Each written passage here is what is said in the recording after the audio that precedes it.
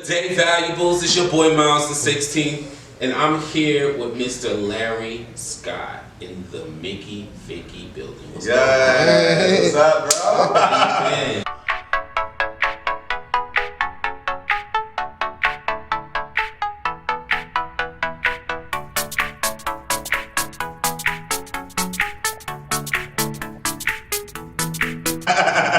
Man, what's been going on, yo? So much with the Thrive, of course. But there's so much in my personal life, just like amazing things and also some not so amazing things, which, life is life, How do you balance your personal life and your work life?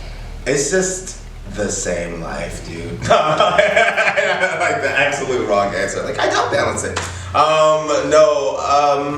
Working in the gay community and then being a gay black man and then working in the HIV community and being a black man living with HIV, those lines kind of blur, but it blurs.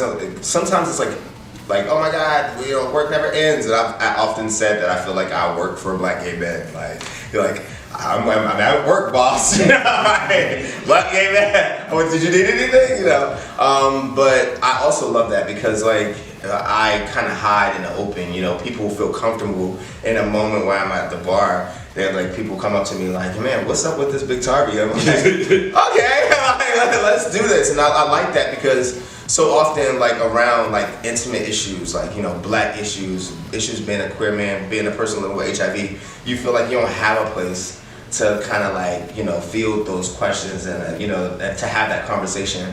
And I can have that conversation with you and be completely ridiculous at the same time. And I feel like that's my superpower. So while I balance my work and personal life, quite differently and handle them with the nuance that belongs to them. But as a black gay man living with HIV, working at HIV, those lines do kind of blur. I get that. Now, you're from Baltimore. Baltimore, Maryland. Baltimore. Now, do you see? Is there a shift in a difference in culture with the HIV scene in Baltimore than it is in Atlanta? Yes. Atlanta. Okay, we're talking about two different places. Baltimore expanded Medicaid. Atlanta didn't. Mm-hmm. Georgia didn't. Maryland did. Georgia didn't. So when the treatment landscape looks a lot better in Baltimore from in my purview. I feel like they still have a high prevalence of HIV, but you can get in care pretty easily. There's not all of these weird barriers, in Baltimore necessarily. But what Atlanta does have that Baltimore doesn't have is, and then I don't want to take anything from the agencies that are in Baltimore. Baltimore has some amazing queer black agencies, black-led agencies and things like that. But Atlanta has this emergence of beautiful, innovative black organizers, and I think that it's come out of the pushback that we get from Georgia, just being in Georgia, that a lot of young and creative, not necessarily even just young people, have committed themselves to making Atlanta safe and making Atlanta holding Atlanta accountable, and making sure that the people that come here expecting a black Mecca get some semblance of that. And I didn't have any of that in Baltimore. I was the guy, helping to plan Pride in Baltimore. I was the guy always trying to create that. And there's some amazing leaders in Baltimore now. My Morehouse sister, London, who's there doing a lot of amazing work in the trans community, and other people like Jamal working, to make sure that black pride and black gay men and people in Baltimore have a beautiful pride and have services that they need. But we still kind of more crunk. And we got so many projects and so many I feel like I go out all the time. I was at a club in Paris and I was just I told Derek, I was like, damn, I haven't been to the club in a long time, but I feel like I'm at the club all the time because we do so many events and we do so much in Atlanta. That kind of makes the scene a lot more, just a bit different and a lot more. How long have you been in Atlanta now? Ooh, child, you're trying to get into my age. I didn't know this was an expose law. Okay, so I'm just joking. I actually went to Morehouse. I came to Atlanta in '98. I lived here from '98 to 2005, or 6, and then I moved back to Baltimore, and I was in Baltimore from 2006 to 2010. Moved back to Atlanta in 2011. I was here 6 months in 2010 too, like working while I still had an apartment and a job in Baltimore. And then I came back and I've been here since 2011. So you can do that math. I've been here a long ass time. I've been in Atlanta a long time. So with the culture being a little bit different as far as, I guess you could say, how they handle members living with HIV, what do you feel about the difference when it comes to the gay culture? Between Baltimore here? Yeah. That's mostly what I was speaking to. Actually, hold on, answer me this more.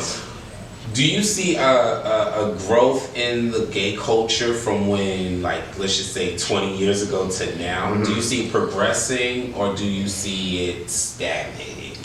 Or how do you perceive it? Oh, okay. So, like, speaking from Atlanta, so when I first got to Atlanta in 1998, when I was like only a baby,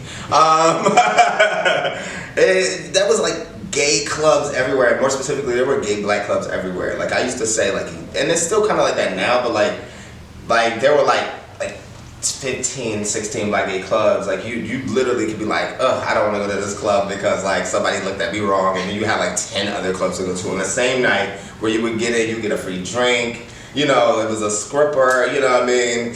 And now I feel like, and the good old days, like really, but like now I feel like, yeah, like there's a lot of gay shit to do in Atlanta, but like there's not a lot of black queer affirming spaces like there were before.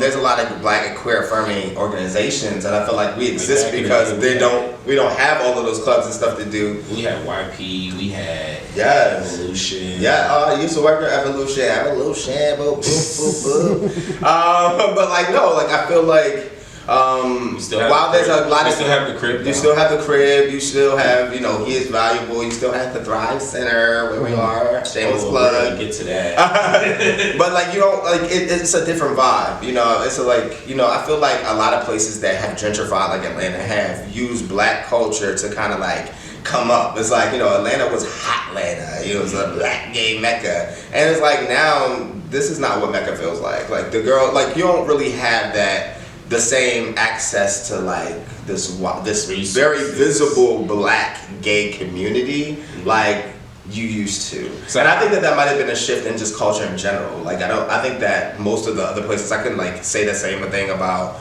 DC, the same thing about New York. You know, it just doesn't feel like there's a lot of like the social, I don't know how to put it, like that like club culture, that nightlife culture, that has definitely been like, I mean, bitches is going to Bulldogs and that's a good time. Like no shade to Bulldogs, but like actual shade to Bulldogs. Like that was one of the places that we would not go. It's like, well, girl, do you want to go to? But let's just not go out. Like you need some sleep. Like you know what I mean? Like if a girl told you that you needed to go to Bulldogs, you'd be like, no, like you know. And now that's like the main place to go. And then like Bulldogs might go away. Like so then like where will we go after that? And I seem like I'm like heavily centralizing club culture, but I mean that's kind of where we came from, you know what I mean? So like that was our way like to escape from the bullshit, right? And Bulldogs was a part of the bullshit, like a bit of history, because you know I heard this from somebody who was much older than me. No, not necessarily, but like bullshit. This is being recorded. Yes, no. This is who I am, like yeah. But no, the Bulldogs was one of those places, like many gay spaces, that had a black tax. You know, you had to show multiple ID, like if you were black. You had to like not only your ID, but like you had to have your social security card or your birth certificate to get up in there as a way to kind of keep us out of there. So the fact that that's like a black hub now is kind of like weird to me. Like, you know what I mean? It's kind of like partying like with the KKK or something like that. Not to say that they were a KKK or anything like that, but it just that's not the type of space I want to borrow. Well, I mean, we got Marquette. Yes, and I love the Marquette. You will not hear a negative word come out. Marquette was my first club that I went to here. She was where that Walmart is now. You know the Walmart in MLK? That's where the old Marquette used to be. So walk downstairs, red walls. She would be smoky. Me and my friends would go to the Gap every week to get a new fit, to get smoking it. But like it was the Marquette. We love the Marquette. How are you preserving gay culture now? Outside of Thrive.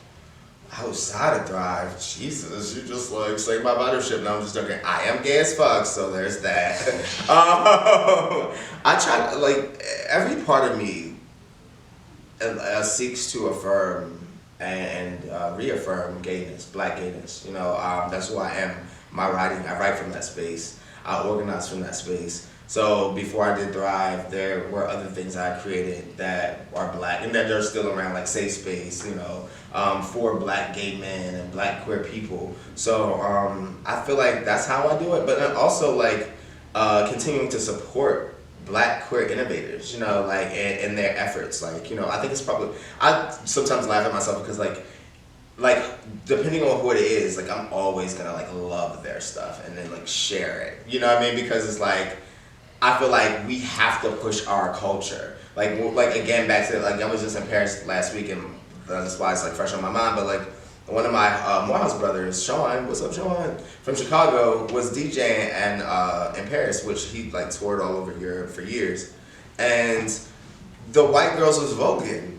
Yes. The white girls was voguing down, and I was just like, oh, like, you know, like the things that we don't appreciate, the things that we don't propagate, end up like becoming popularized by like people who aren't us. And as not to allow that to happen, I don't care what it is. Like you could like release a book of fingerprints and I'm gonna be like, yes, you know what I mean? Because, you know, like we have to support those things that are us before, you know, a show like Pose comes on TV. You know, we have to support like what's ours. You know? That's true.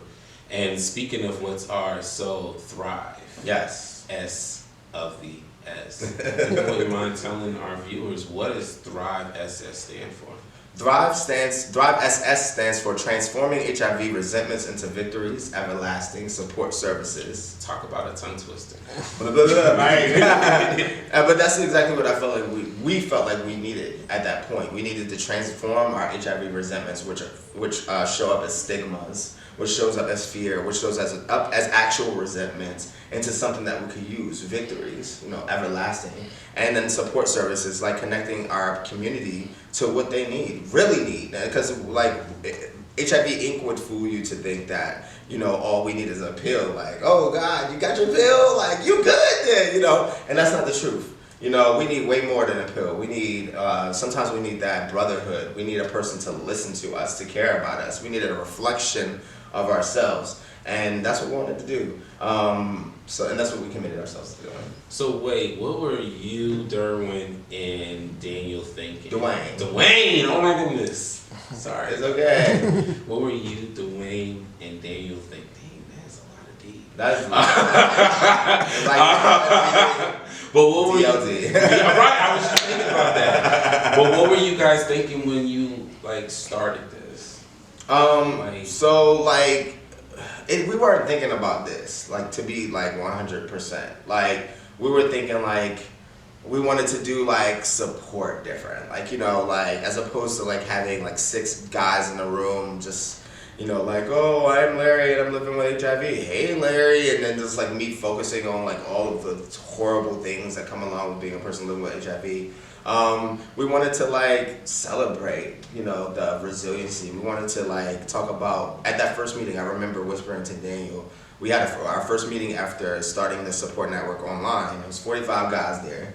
And I remember whispering to Daniel, I was like, I want to be positively positive. And he's like, this girl's like, what the fuck are you talking about? And I'm like, I want us to, I don't want us to complain. Like, if we feel it going into this, like, real, you know, kind of sad place, like, challenging ourselves to bring ourselves out of that space and then to coax our brothers out of that space. So that's when we came up with Sarahversary. So, like, the question I asked was, you know, what is your Sarahversary, which would be the day that you found out that you were positive, and one good thing that you can attribute to you finding out that you were positive. And I went last. And I had to go last. I was just like, look, okay, that's a good ass question, Miles. Oprah Winfrey Jr. I'm just saying, what was yours? Mine was actually, my Sarahversary is June 5th, 2007. Why you gotta be Gemini ones? Why you hating on Gemini? I'm a Gemini. Oh, but that's good. I would just think that your response would be totally different. But I see why you would say it, like, why did it have to happen to that month? Well, okay, you know what? That was wrong with me. I shouldn't have came out like that. No, it's okay. You want to do it again? Okay. You heard it first.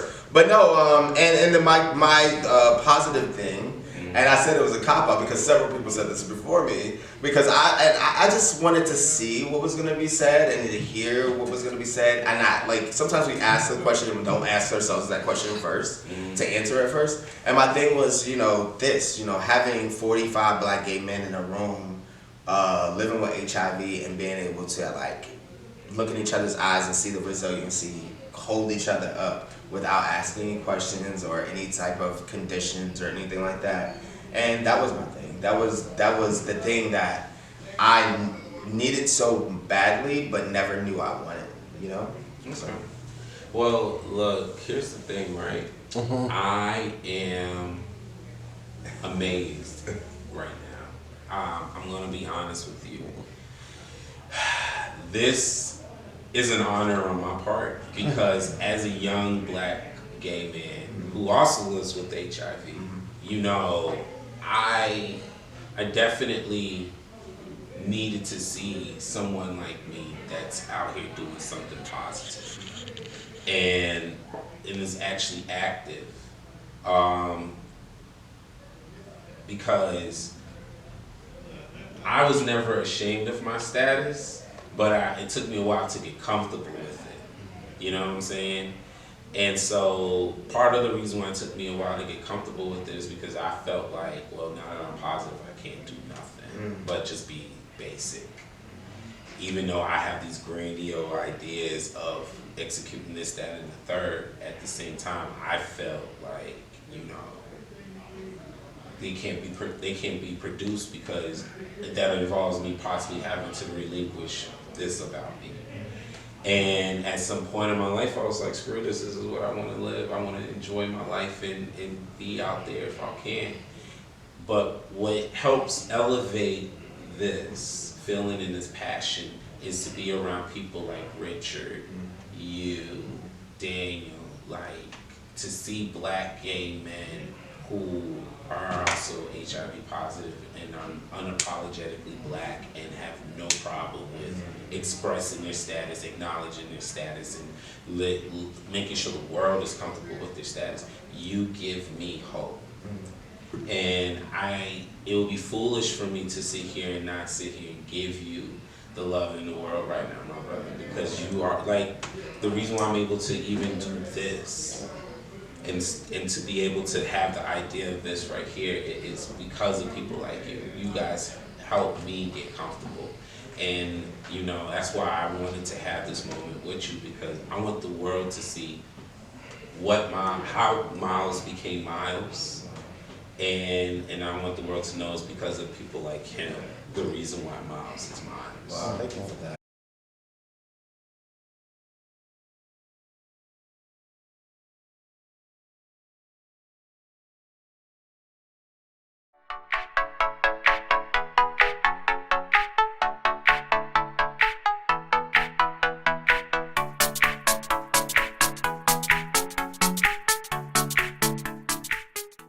Actually the 8th iteration of this campaign in 4 years. So we started in 2015, so it's been 4 years. Yesterday I kept saying 5 years, like I can't count, but it's 4 years. But so it came out of that. And actually one of our brothers, who's a photographer, a very famous photographer, Malik Shabazz, he came to us and was like, yo, we should do a campaign, featuring some of the guys. And he asked me to frame it. And I love to create a program, child. This is a program, Miles. You don't even know it yet, girl. So this is I'm assuming your rec space? This is actually the cafe. This is actually dedicated to one of our brothers, Antron Oluka Ayude, who transitioned. Antron is like one of my heroes, basically. He was just so wildly passionate about ending femphobia, ending HIV stigma, and he transitioned. He was an artist, so I wanted to create a space that kind of represented him, that honored him. He was a performer. He loved to perform. This is where we, have like a lot of our meetings. We'll have a lot of our open mic actually happens here. A lot of our more entertainment-driven events kind of happen here. So this space is dedicated to him. Rest in peace, Antron.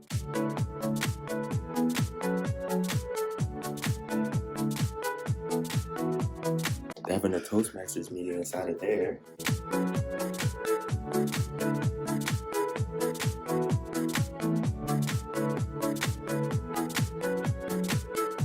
These are some more of the I Thrive photos right here. So this is our outside part. It's 3,600 square feet of outside space. This is where we, come, we kick it when the weather permits. Outside space. Right. Don't say it like that, Mouse. I get like, okay, don't be that.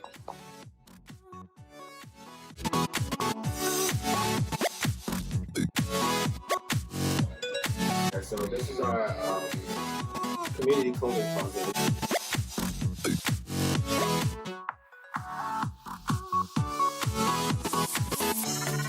Materials are free for people living with HIV or people experiencing poverty. But if you're a bucket vet, you gotta pay for your pieces, y'all. And that goes towards our Thrive Fund, which our Thrive Fund is emergency funding for people living with HIV, up to $100 a year. So this is the clothing closet. The Thrive Thrifting at Thrive. That's what it's called. Like the wedding dildo. Because this is the front room, basically. This is what you see when you first enter the doors of Thrive.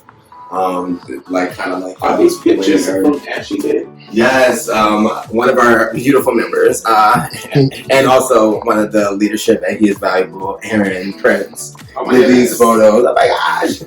He did these photos. He also did an amazing photo of myself and my husband at our wedding, which he presented to us. This was amazing. It's huge. I always wanted one of those big ass pictures. Yes, I mean, he did everybody. Look, Aaron did everybody.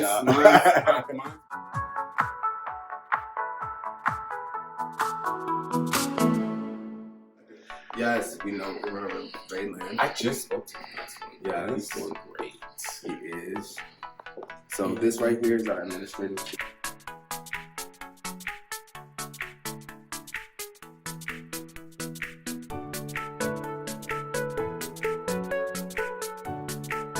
That would include Lorenzo, of course, who you see over there, right there, Vanna Black. Come on, Vanna Black. Wait, Lorenzo, one more time.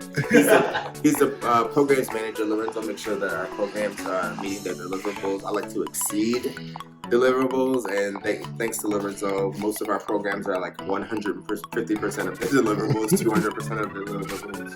And then we also have Tyson, who's not here. Tyson, he is our linkage coordinator. He showed his desk. I love that. And then Darion. You gotta go show his desk. Got home day. Yes. Darion is our links to care coordinator, and without them, we are like nobody. Mike, our executive assistant, is over here. Somewhere over here. Congratulations. Oh yes, AIDS Walk. Yes, we raised some money. We raised some money, and then they matched it. So we got $37,798.30. Don't leave out that. So the Silver Lining Project is actually an intervention for Black gay men living with HIV over the age of 50. It actually came out as the brainchild of Malcolm Reed, Claude Everett, and Nathan Townsend. Malcolm came to me like maybe in 2016 and was like, dude, we need a program for Black gay men living with HIV over the age of 50. We're here and we don't fall into the demographic of youth. And at that time, everything was so youth driven. They felt like they were, being left behind. So I was like, my motto personally, so if you ever want to start something with a partnership with me, it's always, yes. So lead it, it's so cool. We got really granular Well, one, the unique thing about this space is that it was all laid out, designed from the, not only from the brain trust of Black gay men living with HIV over the age of 50, they literally designed this book. Like everything that was placed by Black gay men.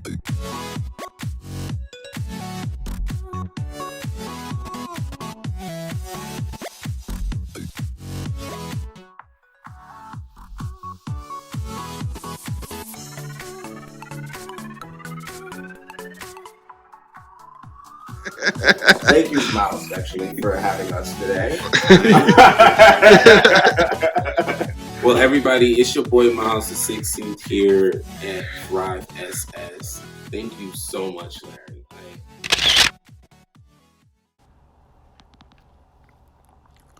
For more information or to become a part of Thrive SS, please visit their website at www.thrivess.org or stop by the drop-in center located at 2038 Staten Road, Atlanta, Georgia 30344, Monday through Friday from 10 a.m. to 6 p.m.